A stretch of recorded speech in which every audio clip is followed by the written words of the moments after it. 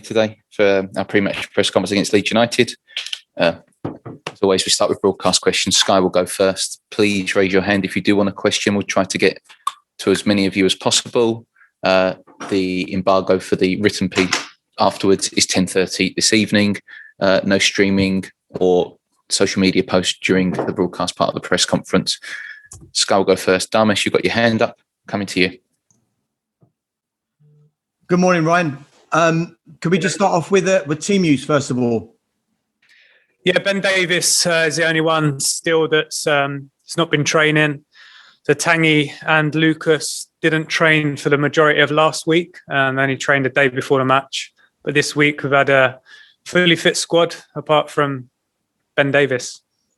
Just given the way they play, how do you even begin to prepare for a match against Leeds? Listen, they have a very unique way of playing. I'm sure it's exciting for the neutral and for their supporters, but we have to focus on ourselves. Yes, they'll pose certain problems and certain situations that might be different to other teams, but we can't worry too much about them. We're ready. We have an idea of how they're going to play and the problems they might cause, but we'll also cause them problems. It's important that we focus on that. 2 wins out of 2 in the league so far. If you can continue this run, maybe even sneak into those top 4 places, should you be considered for the role full time? And do you actually want it? I think that's all hypothetical. If we win, if we do this, and I've said all along, my only focus is on the next game. I'm really not silly enough to start thinking ahead of certain situations. My mind has to be on this game tomorrow.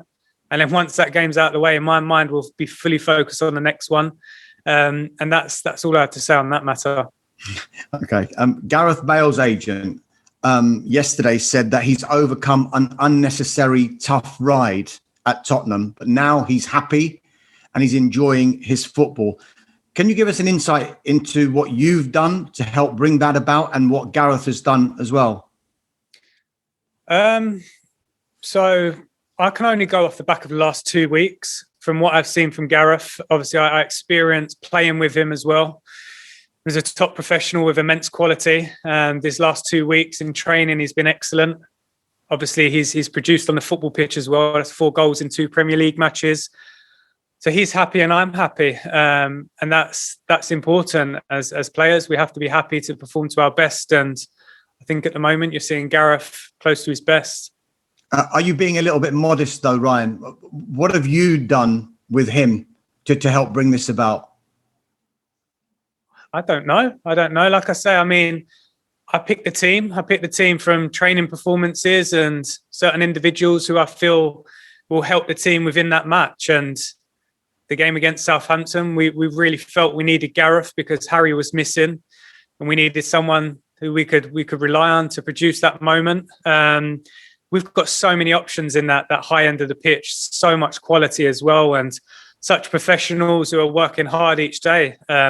So there's difficult decisions to make, but Gareth has proved in the last couple of weeks that he's still got that quality in the final third, and let's hope it continues. Just last couple from me. Whatever happens with you and this role for the rest of the season, do you think you can play a big part in whether Gareth Bale stays at Tottenham next season or not? I think those questions and answers are not for me to say. I think Gareth and his parent club, they'll be having conversations once the season's over.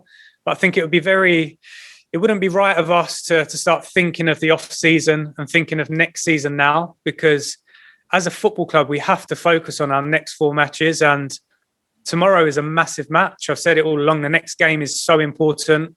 And that would be the case until the end of the season. Then once the season's done, then I'm sure these conversations will happen. But for the time now, our focus is on the matches. Jose Mourinho wasn't out of work for very long. He's already got a job for next season with Roma. What was your reaction to that? Were you surprised that he's back so quickly? And have you had any communication with him since you've taken the job at Spurs?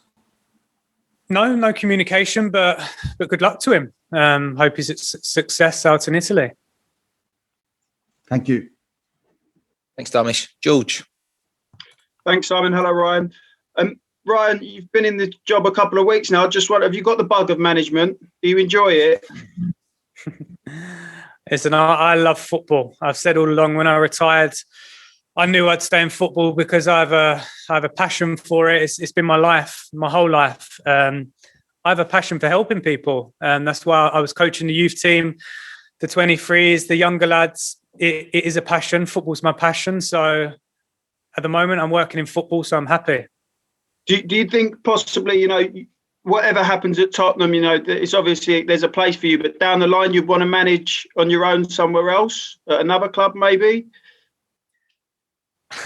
I'm not thinking about other clubs at the moment. I'm not thinking about 2 years down the line, 6 months. I can't. It's football, you can't do that. 2 months ago or 4 weeks ago, if I started thinking ahead of where I'd like to be or where I thought my pathway that I hear so often in football might take me, it doesn't work like that. I've been involved in the game long enough to know football doesn't work like that. So I'm enjoying the moment. I'm enjoying what I'm doing now, and my focus is on the right now. It has to be, my energy has to be to try and help the team and help this football club over the next 4 matches. You're enjoying it at the moment, but what's the bit you don't enjoy the most? I don't know. I can't really answer that question, to be honest. Listen, there's immense pressure, which there should be. It's a case of not enjoying it, but then also enjoying it, because when you represent this football club, there has to be pressure because it's a big football club. I'm enjoying the moment. Of course I am. There's a big game tomorrow for this football club. I know I keep saying it, but it is so true. And my mind, my focus, my energy has to be on that. I can't deviate from that, because then that's not healthy for me. It's not healthy for anyone. So my focus and my energy is on the match tomorrow. Thank you. Good luck. Thanks, George. Vicky Sparks. Hi, Ryan. Good to see you. Just Hello. wondering, as a young coach, albeit from a distance, are there things that you take from looking at a manager like Marcelo Bielsa and the way that he approaches the game?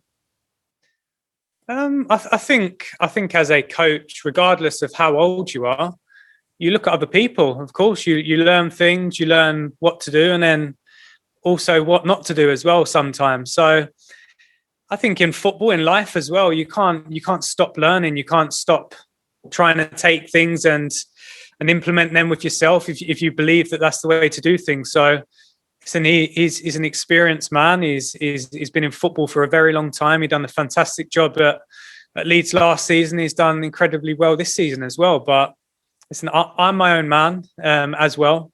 There's so many different coaches that have different ways of working and different beliefs, and you have to be unique. You have to know yourself and know what you believe in. Otherwise, the messages won't come across as organically and as real. So I look at a lot of people, of course I do, but then also have my own beliefs. And how would you sum up those beliefs then? I guess in a nutshell, the style of manager that you want to be and the way you approach things. Probably like any manager, I want to win football matches. I want to help the team.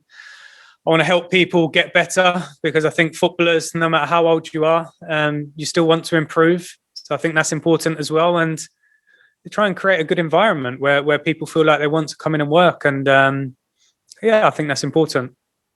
And we've also seen more clarification, hopefully, of fans being able to come back for the final home game of the season against Aston Villa. Just how good and how emotional will that be? It's been a long time coming. Yeah, amazing.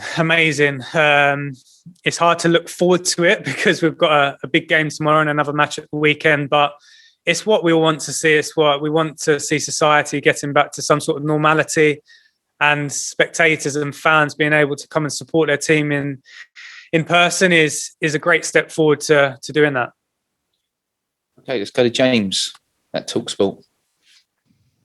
Ryan, you've spoken about this game being all you're focused on at the moment. So what has been the key focus in training this week to ensure that you are well prepared to get the result?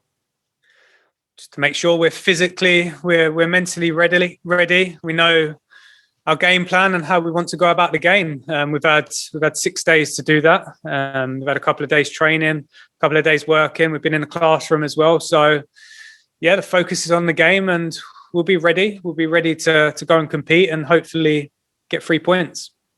There was a video that was put out by the club of this 6 versus 4 session, 6 seconds to score. Has that been a real focus, the attacking point of view and trying to score quickly and being as clinical as possible?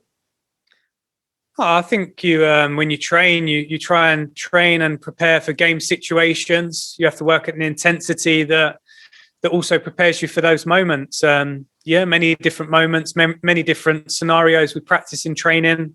The lads have been excellent this week. They've been really good, really, really ready to work, wanting to compete. And it's difficult to pick 11 players to start on the football pitch because we've had 21 this week that have been working intensely and proved they've got immense quality. So it's going to be difficult, but we'll go there ready. We'll go there prepared. And like I say, we'll hopefully put in a performance that warrants 3 points.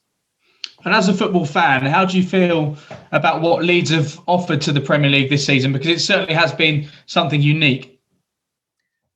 Yeah, I think every team should play in a different way.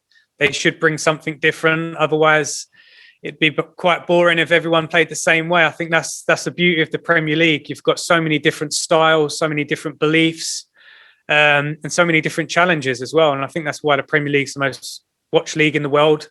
And also it's the most difficult league to win and difficult league to win matches in. So listen, he's done incredible. He's done a great job last season. He's done a very good job this season as well. So tomorrow will be a proper test, and we're looking forward to it. And just finally from me, Dele Alli started just his 3rd Premier League game of the season at the weekend. Do you get the feeling that he's been scarred by what's occurred before, or do you feel like he's ready to move on from that and ready to go back to being the player that I think everybody knows he can be? No, I can only take Dele and the rest of the players for what I've seen in the last 2 weeks. And I said last week that Dele trained himself into the team last weekend, and he did do that. So whatever has happened in the past has to just remain in the past with Dele. As footballers, as people involved in football, and I think in life as well, you have to live in the moment. You have to live in the here and now. Dele, along with the rest of the group, have shown me that they want to work, they want to compete, and it's been a good environment to work in. So Dele's been excellent. Thanks, James. Jonathan Ville. Hi there, Ryan. Both previous managers had a fairly close relationship with the chairman, sort of spoke every day with him at the training ground. I was wondering what your sort of relationship with him is like, and what sort of things you're discussing if you're talking to him every day. No, I've always had a very good relationship with the chairman. As a player, I've returned as a coach, and then he's also given me this responsibility to lead this football club. So yeah, we speak. He's a good man. He cares immensely about this football club. He wants what's best. And we have a good relationship. Obviously, you are focusing on the games, but have they hinted that you've got a chance to sort of put yourself in the frame if you do well over these next few weeks? All we've spoke about is the next game. It really has been the next game or the game that's coming up. It has to be. I've said all along, there can't be any thought of what's going to happen in the summer, what's going to happen next season, because then you take your eye off the moment. And the moment, the next game is important for the football club. It's important for me. It's important for the players, the fans, the chairman, everyone. So our focus as a football club is on that at the moment. And a couple of weeks ago, you said you weren't getting much sleep. Are you able to get a bit more rest now? Yes, I feel good. I've got lots of energy. I feel good. I'm sleeping. Yeah, I feel okay. Okay, we're going to go on to Ali Gold, then we'll finish with Dan and Jerry. Ali. Hey there, Ryan. You mentioned Lucas and Tongi not being able to train last week. Can I just ask exactly what it was that was stopping them from doing that? Yeah, so Lucas picked up a knock in the cup final. It was just a knock. It was a bony thing, and just needed a few days to settle down. And then also Tangi had a bit of a muscle problem, so he only trained a day before the game. But they've trained all week. they've had no problems. No one's had any problems this week apart from Ben, who hasn't trained. So that was the only concerns last week, but this week there's been no problems at all. And can I just ask you, UEFA announced this week that each national squad will be able to have another 3 players. I think it's 26 for the Euros. Does that give an added, I know they shouldn't really need any more motivation, but can that give a little bit more motivation to the likes of Dele, Harry Winks, even Sergio Reguilon, players that haven't been in their national teams recently? I'm not sure. It's difficult for me to answer that question because I don't know what's going through their heads, but you don't get in your national teams if you're not performing at your club teams. So the focus, the mindset has to be on to compete in training and hopefully earn a place to start at the weekend or start with your club team. And then everything else will take care of itself. Can I just ask you, you mentioned obviously Dele's training and how good he'd been. Did he give you everything you asked for in the game? Absolutely. Yes, I think it was clear to see. He was 100% committed. He helped us regain a lot of second balls. He ran a lot. He opened a lot of space in for the other attacking players. And most importantly, he had a lot of energy and he felt good, which is pleasing. But like I've said all along, there's so many players that are competing for these positions. There's real competition. I think we've seen that this week in training. Everyone's had the right mentality, and it's difficult to pick a starting 11 because there's so much quality. Thank you. Thanks, Ellie. Dan? Hey, Ryan. Marcelo Bielsa is often said to be a massive influence on Mauricio Pochettino. I'm wondering, did Mauricio ever mention Marcelo? Have you ever had a conversation with Mauricio about him? And even though there's a kind of degree of separation there, do you feel like because Mauricio's influenced you, you've probably got quite similar ideas to Marcelo? Potentially, I'm not sure. Of course, I know Mauricio had a relationship or has a relationship with Bielsa. He was in his book. He spoke about him. But I feel like I learned a lot of Mauricio. Absolutely, yes. So many things, so many good things on the football pitch and off the football pitch. Mauricio has the connection with him, and I have the connection with Mauricio, of course. But also, I believe that I view the game in certain ways that might be different to Mauricio as well. So it's important as a football person, you have your own views. Yes, there'll be people that influence you and you take stuff from them. But yeah, I also have my own views. Mauricio is a great man. I still speak to him. He's an incredible guy. We have a great relationship. We could speak about football for days. So it's an interesting one. Will you ask him, will you speak to him about facing Bielsa then? No, he's a manager at PSG. He's got his own focus, his own goals, and they've got a big end to the season they need to focus on. And likewise with us, we need to focus on our season. We feel prepared. We feel well prepared for this game. And like I said, hopefully we can go there and put in a performance that warrants 3 points. And can I just pick you up on having differences with Mauricio? Could you be more specific at all? Is there kind of an area of the game where you feel like, you've moved away from his philosophy? No.